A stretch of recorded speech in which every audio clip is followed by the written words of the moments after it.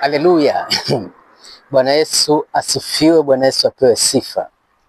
Ndugu zangu, wiki iliyopita katika YouTube yangu nilikuwa nikieleza ishara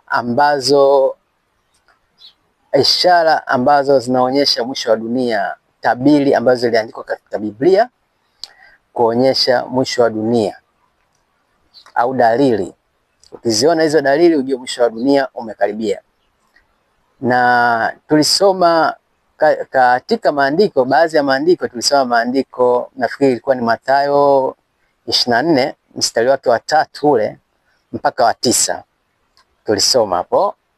Sasa katika ishara hizo, nafikiri kwenye mstari wake kwenye wa 6, katika ile wa 3 mpaka wa 9, kwenye mstari wa 6 au wa 5 inasema kwamba siku hiyo kutakuwa na tetesi za vita, taifa kupigana na taifa lingine, na tulisema tumeshaona pia. Akasema farume kupigana na farume nyingine. Sasa tumeona juzi katika taarifa na picha hizi kwenye mitandao ya kijamii kwamba Saudi imeishambulia Yemen, na hizo ni nchi za kifalme, huo ni ufalme. Sasa umeona kwamba maandiko ya Biblia Mathayo ule Mathayo 24 mstari wake wa 5 nafikiri mpaka wa 6 yanaongelea mambo hayo, lakini ukisoma kuanzia ya 3 mpaka wa 9 utapata habari nzima hiyo.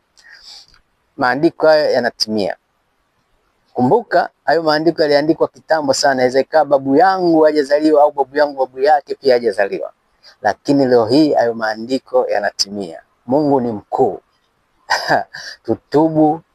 Tutubu na tumpokee, na tujiweke safi, kwa sababu yaliyotabiriwa yanatokea sasa. Kwa sababu hatujui siku wala saa, inatakiwa tujiandae mapema.